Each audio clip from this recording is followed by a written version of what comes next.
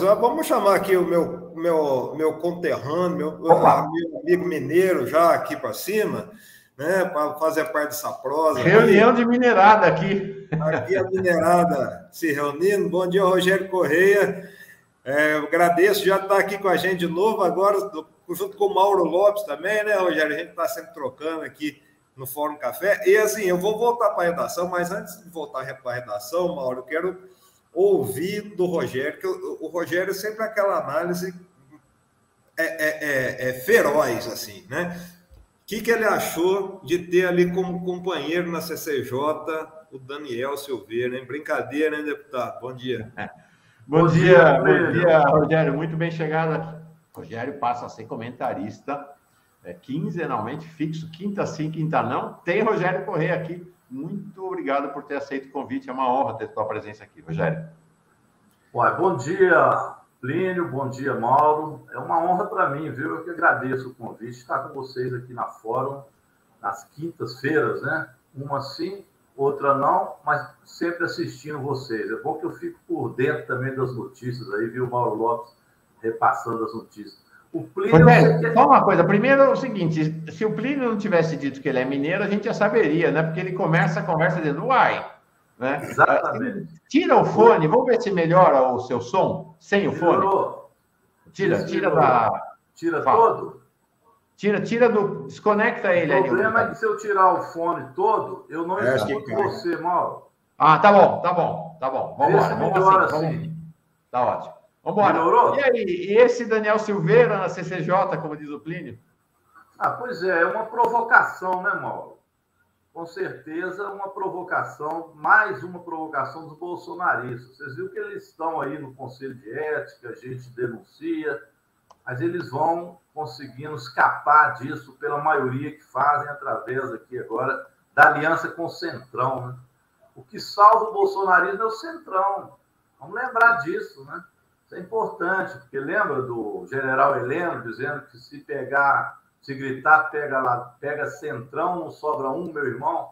Agora o Centrão é quem sustenta os bolsonaristas aqui. Então esse Daniel Silveira só está na CCJ e agora vice-presidente da Comissão de Segurança Pública, numa evidente provocação ao sistema democrático, ao Supremo Tribunal Federal, ao povo brasileiro, graças ao Centrão. E o Centrão está forte desse jeito porque ele tem 16 bilhões e meio de orçamento que o Bolsonaro liberou para que eles fizessem uma grande festa de emendas parlamentares que são extra e secretas para eles explorarem nas suas bases pelo interior afora com superfaturamento de obras, superfaturamento de ônibus escolares, corrupção, como nós temos visto aí no Ministério da Educação e Cultura. Então é a aliança Centrão-Bolsonaro. Viu, general Heleno? Vai gritar aí, se gritar, pega Centrão, não fica um, meu irmão. Vou me despedir de vocês aqui, que eu estou voltando para a redação. Bom papo para vocês aí, a gente fica em contato. Um abraço, Rogério, um abração, Mauro. Estamos lá, qualquer novidade eu volto aqui. Pô, pode entrar, não precisa nem avisar, já entra interrompendo aqui das notícias quentes da manhã. Obrigado, Plínio. Bom trabalho, daqui a pouco me junto a vocês lá. Até já. Um abraço. Só melhorou, Mauro? Tá bom. A Vanise está dizendo aqui, ó, tá bom o som, bora. E a Júlia Laje de Coguerra diz assim, meu candidato, abraço do Vale do Aço.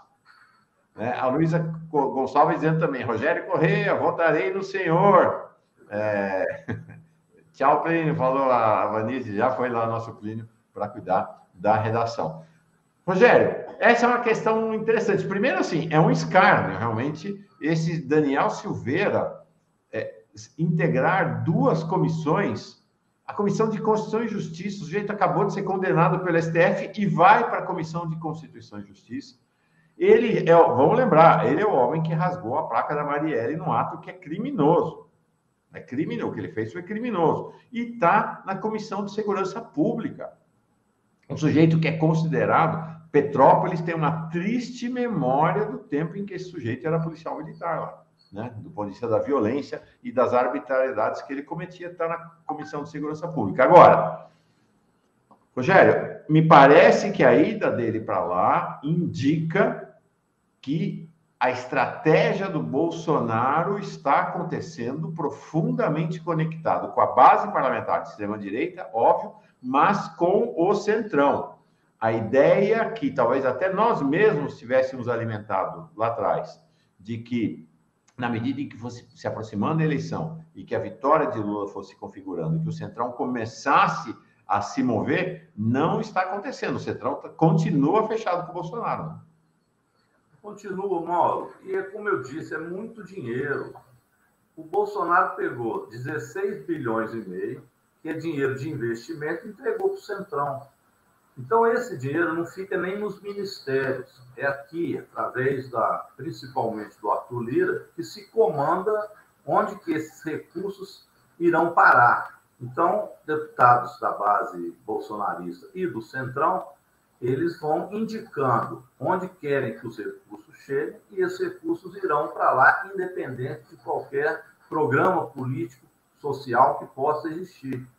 Então, essa é a mudança orçamentária. É uma das maiores compras de votos que já se viu no mundo, se não for a maior. Isso nunca existiu. Porque você pode dizer, olha, era comum que o deputado fizesse no Ministério uma indicação com determinada obra no município. E o Ministério vai avaliar se aqueles recursos que estão lá alocados se encaixam nessa obra ou não, etc. Isso já era questionável, indicação parlamentar. Mas agora não é isso que acontece. Esses recursos, eles ficam alocados aqui. E é daqui que eles são deslocados para o Ministério para a execução daquela obra que o deputado escolheu. Então, o comando passa a ser um comando direto do centrão. O orçamento foi confiscado pelo Congresso Nacional para agradar as bases do governo Bolsonaro.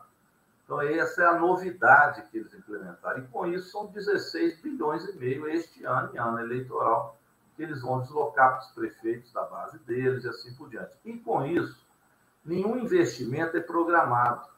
E facilita também o processo de corrupção, porque você passa a não ter controle das licitações.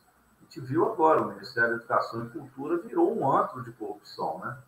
Ônibus escolares e assim por diante, é o que nós temos visto. Então, essa unidade entre Centrão e o governo Bolsonaro e o bolsonarismo, ela vai permanecer durante todo o processo eleitoral. A gente não precisa ter dúvida disso. Por isso, é importante derrotar Bolsonaro, mas derrotar também o Centrão.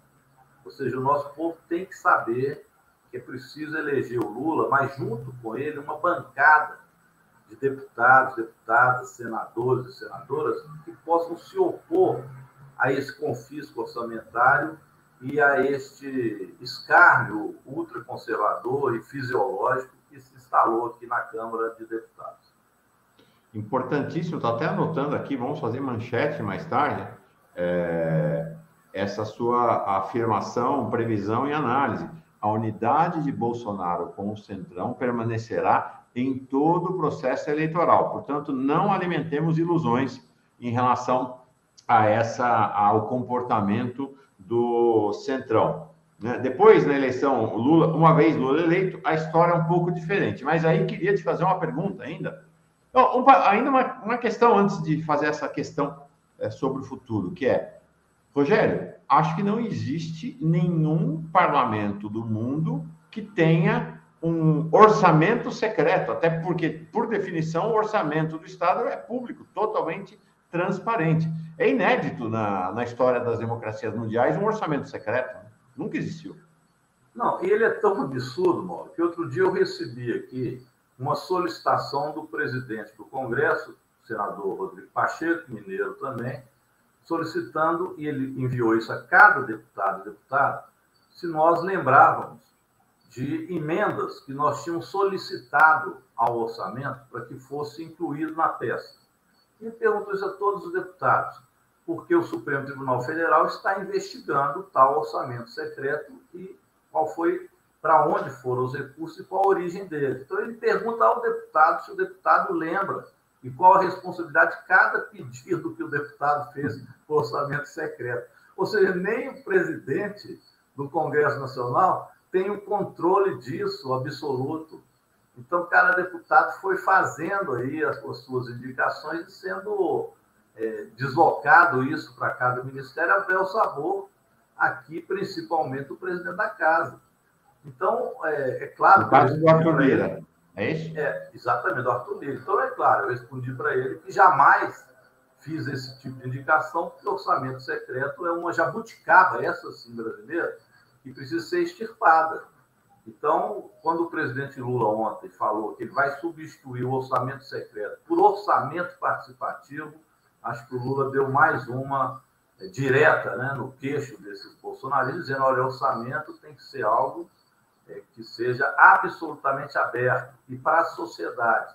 Então, vamos voltar com o tema do orçamento participativo. Acho que esse aí é um compromisso que o Lula fez, muito importante. Orçamento participativo contra o orçamento secreto. Olha só o presente que o povo brasileiro vai ganhar ao eleger Lula e ter um orçamento que o povo possa ter o controle dele. Você tocou no assunto que é uma questão crucial, me parece, que eu queria te perguntar. Importante dizer o seguinte, Rogério Correia fala com toda essa autoridade, mas é apenas um deputado de primeiro mandato. Acho que é um fenômeno, é raro. Em geral, no Congresso Nacional, os senadores ou deputados de primeiro mandato, vamos dizer assim, demora ou vai engatar. Eles, até assumir uma proeminência, tem um tempo, tem um aprendizado. E o Rogério Correia é um fenômeno, porque ele é um fenômeno raro de parlamentares de primeiro mandato que rapidamente assumem protagonismo e proeminência no Congresso. Rogério, então você não era deputado na cassação de Dilma. Mas nós assistimos, você e eu, como não parlamentares, você professor, eu jornalista, o papel crucial que o presidente da Câmara teve em todo o processo. Eduardo Cunha, de triste memória. Está vivo ainda, mas é de triste memória. Por sinal, hoje, aliado do Bolsonaro. Da mesma forma, agora, o presidente da Câmara, o Arthur Lira, tem um papel crucial na sustentação, né, de todo esse edifício de governabilidade de Bolsonaro. Então, minha questão para você é a seguinte, eles são maioria, são fidelíssimos a Arthur Lira. O que vai acontecer na próxima legislatura? Importante saber o seguinte, quando Lula for eleito, o Arthur Lira será ainda, e será, pelo menos até fevereiro ou março, presidente da Câmara. Então, como é que será essa relação e qual é a chance real? Diz para nós a real, de derrotar Arthur Lira, ele já é claramente candidato à reeleição à presidência da Câmara, qual é a chance de ter um presidente da Câmara minimamente razoável? Não estou nem falando de alguém de esquerda, alguém que seja do campo democrático, vamos dizer assim. Ô Mauro, a formação da federação entre PT, PV e PSB é um pouco uma estratégia também de nós termos uma boa bancada que possa impedir, por exemplo, com a eleição de muitos parlamentares dessa federação, qualquer abertura de processo de impeachment sem crime, que é o que eles fizeram com a Dilma. Então, esse é o primeiro objetivo. Agora, para além disso, nós temos que ampliar para outros partidos. Então, o PSB, que está fora da federação, também é importante que tenha uma boa bancada, o PSOL, enfim, que a esquerda consiga fazer uma frente aqui no parlamento que não permita que deputados como Arthur Lira ou do Centrão consigam raptar de novo o orçamento e inviabilizar um governo democrático e popular no Brasil, que a gente espera que seja o presidente Lula. E vão ter que expandir isso para outros aliados. Então, as posturas que Lula faz também com o PSD de dado, do Kassab, são também importantes. Ou seja, nós precisamos eleger uma bancada para a gente não ficar refém. Essa é a expectativa que nós temos. Então, o povo brasileiro precisa saber disso. Olha, vai votar no Lula, lembre-se que ele não pode ficar amarrado a um Arthur Lira, a um Eduardo Cunha, para que outros problemas graves, como aconteceram, aquele show de horrores que caçou a Dilma sem crime, através de um impeachment forjado, um golpe, né, que as consequências são graves até hoje. Eu me lembro, eu não era deputado na época, eu era deputado estadual na época, eu não era deputado federal.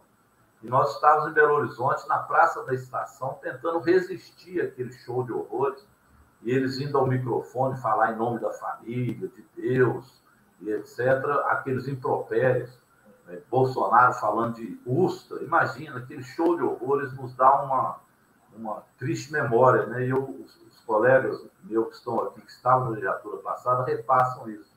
Eu, aliás, aquele dia tive uma grande alegria de manhã que nasceu minha neta. E à tarde, esse show de horrores que depôs a Dilma. Mas esse 17 de abril está perto também da gente derrotar Bolsonaro, derrotar esse centrão. E o 17 de abril eu quero lembrar só como o nascimento da neta. Em breve vamos soterrar esse show de horrores que aconteceu aquele dia. Mas foi fruto de uma maioria fisiológica ali aliado aos setores da mídia golpista que trabalharam o tempo inteiro para que esse golpe se consolidasse. E hoje a consequência do golpe, Mauro Lopes, é triste, né? A gente vê agora a inflação recorde em 27 anos. Nós vimos aí a volta da fome no Brasil. Ontem aprovamos aqui R$400, que é o programa desse Bolsonaro, que é o auxílio eleição, que não é acompanhado de programas sociais, e, portanto, isso não resolve o problema do povo brasileiro, não tem programas sociais relevantes, eles foram eliminados, e conseguimos, pelo menos, passar para que não ficasse limitado apenas até dezembro. Mas é claro, com a eleição de Lula, nós vamos precisar de fazer programas sociais consistentes para o povo brasileiro, para que a gente retome, né, o desenvolvimento com divisão de renda, geração de emprego, fortalecimento do setor educacional. Então, olha o retrocesso que nós tivemos nesse período. Então, é um paradoxo, a expectativa é essa. A expectativa é a gente remover daqui também essa maioria do centrão. A eleição tem que servir esses dois objetivos. Quero voltar a esse assunto, né, da composição do Congresso, mas o PT votou a favor dos R$400 e foi uma proposta do PT, que o projeto do governo Bolsonaro era encerrar em dezembro, né, um auxílio eleição, e a partir de janeiro estaria todo mundo com uma mão na frente e outra atrás novamente. Foi iniciativa do PT estender para além de dezembro, tornar um programa permanente, é isso? E o PT votou a favor, não é? Votou a favor, e a nossa emenda, que estendia para além de dezembro, o relator acatou, porque estava vexatório, né? Até dezembro ficou evidente que era o desejo de Bolsonaro apenas de comprar voto e depois das eleições dar uma banana para o povo. Então, nós fizemos uma emenda que foi aprovada nesse sentido, mas limitou-se a diminuir de R$600 para R$400. Então, diminuiu o valor, que já é muito pouco com a inflação grande que nós vivemos no Brasil. Agora, um paradoxo da vida, da política, né, deputado Rogério Correia, que é assim, o compromisso do PT e da esquerda com a miséria, com o povo brasileiro que vive uma situação de miséria, de fome, de pauperização sem precedentes, faz com que o PT vote a favor do auxílio e vote a favor da extensão. O paradoxo é que isso, no final, vai acabar sendo utilizado pelo Bolsonaro em seu favor na campanha eleitoral, né? Mas eu acho que, Mauro, o povo sabe, quem iniciou esse processo de Bolsa Família, de programas sociais, é o Lula. Por isso que ele está tão à frente nas pesquisas, né? O desespero bolsonarista é esse também. Ontem o Bolsonaro ameaçou de novo a democracia, vive ameaçando. Agora ele quer que o Exército faça apuração eleitoral no Brasil. O Exército tem que fazer apuração paralela para valer a eleição. Eu acho que o Bolsonaro está vendo, está se consolidando a sua derrota. Ele tem uma rejeição que beira 60%. A consolidação das pesquisas tem demonstrado que este crescimento que o Bolsonaro teve é o crescimento da saída do Moro da disputa. Do Moro é de ultradireita, o eleitorado do Moro, evidentemente, migrou para o Bolsonaro. Então, ele teve este crescimento, mas o Lula manteve a sua posição e, portanto, a diferença ela encurtou pelo crescimento do Moro, mas o Lula não caiu. E olha, dos votos do Ciro Gomes, as pesquisas dizem que em torno de 70% votariam no Lula. Se você somar isso, a rejeição de 60% do Bolsonaro, é evidente que a eleição dele está indo para o brejo a reeleição. É claro que isso depende dos movimentos que nós vamos fazer, de travar a disputa, formar os comitês populares, mobilizar a população, evitar ou desmentir os fake news. Então, essa mobilização social, ela é fundamental durante o período eleitoral, mas está se caminhando para a derrota do Bolsonaro. Então, esse desespero, ele tenta desviar do assunto, põe Daniel Silveira como herói do bolsonarismo agora é um delinquente do Daniel Silveira. A verdade é essa. E aí ele vai ocupar postos chaves no parlamento dentro de comissões importantes como Constituição e Justiça, Segurança Pública, mostrando mesmo que é um governo desqualificado do início até o fim. Mas mostra também, Mauro, esse desespero. Acho que as pesquisas consolidam bem, né, o que é esse desespero bolsonarista, essa tentativa constante dele de ataque ao Supremo Tribunal Federal, às instituições, o ataque às urnas eletrônicas, agora querendo colocar o Exército para fazer controle eleitoral. Imagina, a democracia sendo tutelada por uma apuração eleitoral das Forças Armadas brasileiras. Então, é importante que a gente se mobilize também no sentido de não permitir qualquer devaneio golpista que venha desse setor reacionário da sociedade vanguardiada pelo Bolsonaro. As eleições são a festa da democracia. Exatamente. Nós precisamos colocar o nosso povo nas ruas para fazer essa festa desde já. No Brasil, este ano, vai ser festa, mas vai ser guerra. Né? Vai ser a eleição mais dura da história. Não pelo resultado, mas pelo processo. Né? O processo vai ser uma guerra, vai ter violência, vai ter agitação. O Bolsonaro sabe que está praticamente derrotado, então ele vai jogar para inviabilizar a eleição. Essa vai ser a jogada. Então, é uma questão de sangue frio, mas ao mesmo tempo de luta, né, Rogério? Essa vai ser nossa urgência ao longo do ano, especialmente agora, a partir de maio, quando as campanhas sairão do espaço virtual para começar a tomar as ruas de maneira decidida, ou dos ambientes fechados. Lula não está só no espaço virtual, né? Tem ido aí a diversos encontros, mas começará a ir para as ruas. Rogério, ainda na questão chave da composição da Câmara dos Deputados, você comentou a questão do impeachment. O número mágico é 172 deputados, 171, um terço, mais um. Né? O ideal é 180 para evitar o impeachment. Não é um desafio pequeno. Vamos lembrar que na votação do golpe contra Dilma tivemos só 137 votos. Não deu para impedir.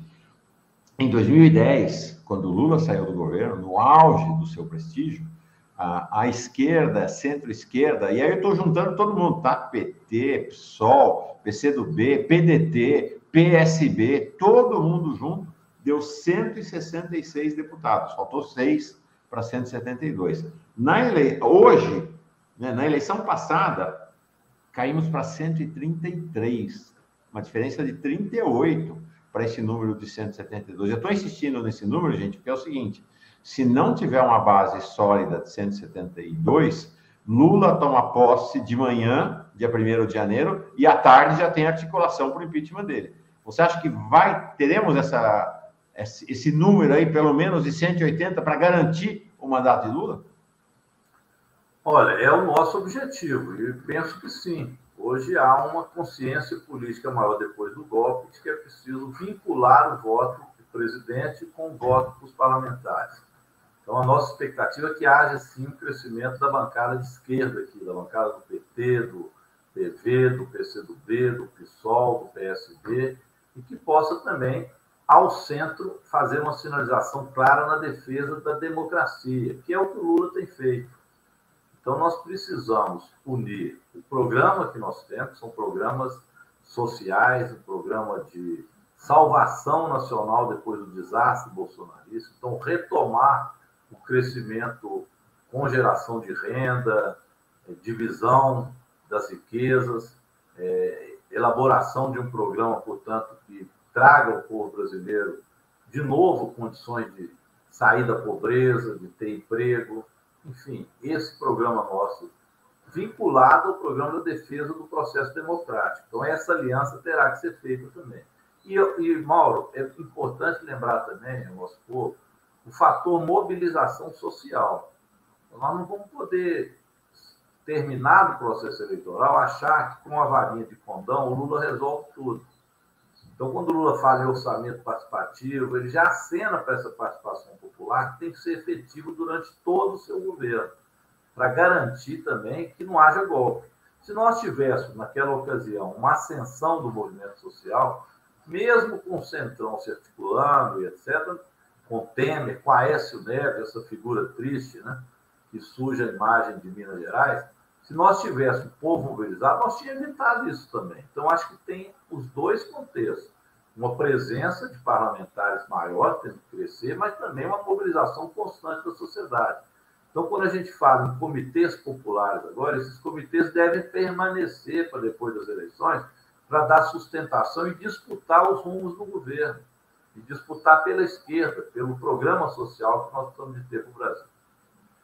Perfeito. Eu vou embarcar, já está aqui na sala de espera, o ex-deputado, futuro deputado, Vadi Damus, lá do Rio de Janeiro. Em geral, a gente vai fazer a conversa com o Rogério sai, entra o Vadi, mas eu quero, por um motivo especial, além da alegria do encontro, né, saudar os dois aqui. Vadi, vou te colocar, pode ser? Vamos embora? Vamos embora. Antes de colocar o Vadi, Carlos Alberto Veloso Lopes, você por aqui, que alegria a tua presença. Os fiscais dos partidos têm acesso ao zeramento de cada urna. Fiscalizar, então, é a responsabilidade do partido do inominável, não do Exército Brasileiro. É isso aí, loucura. Essa coisa de colocar o Exército é para jogar contra a eleição. Perfeito, Carlos Alberto. Quem tem que fiscalizar é fiscal de partido, não é milico. Né? Por sinal, o milico tem que sair do governo e voltar para os quartéis. Essa é a grande questão e Lula já sinalizou que fará isso. Vamos ver se o Vadi...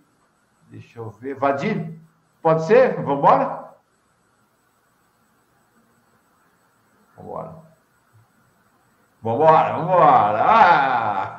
Tá aqui. Vadi Damus, tudo bem? Bem, Mauro, Rogério. Mauro aí de Casa Nova. Pois é, obrigado. Isso aí. Casa Nova, mas os meus cabelos continuam os mesmos, como dizia a velha propaganda. Os do Rogério também, e os do Vadi insistem em continuar negros, né, Rogério? E garanto que eu não pinto. Eu ia perguntar isso. Pergunta ao Pimenta, eu vou perguntar ao Pimenta, sinceramente. Pimenta, o mentiroso. Ontem teve aqui o deputado federal Paulo Pimenta, vai estar com a gente também constantemente. Esse trio, Rogério, Vadi e Paulo Pimenta, vão estar aqui no café, no Fórum Café, sempre dialogando com a gente. Aí, à noite, eu não sabia, gente, eu garanto para vocês que eu não sabia, fiquei sabendo à noite de que vocês dois, mais o Paulo Pimenta e mais um monte de gente, recém-constituíram uma nova tendência do PT, socialismo em construção. E aí eu fiquei pensando, nossa, eu não sabia. Quer dizer que esse Fórum Café virou um puxadinho do socialismo em construção.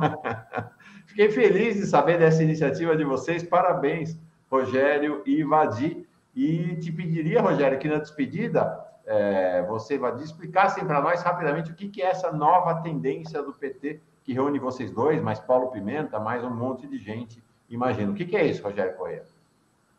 Não, é exatamente isso. A gente quer ter dentro do Partido dos Trabalhadores uma tendência, uma posição que aponte no sentido da construção do socialismo no Brasil e que isso se faça de maneira com muita participação social, participação popular, e que o PT mantenha o seu rumo à esquerda, ou seja, ele não abdique da luta pelo socialismo. Que é claro, a luta imediata agora é para derrotar Bolsonaro, para nas eleições eleger uma grande bancada social aqui na Câmara e também no Senado, mas nós não podemos perder a perspectiva futura, né, que é a nossa estratégia, de termos um país e um mundo onde as igualdades, né, e a justiça sejam feitas para todos. Então, o socialismo continua para a gente como uma estratégia importante a ser construída. Então, Vadi, o Pimenta, me convidaram para juntos construirmos uma nova tendência no PT que pudesse também, nos rumos do partido, influenciar.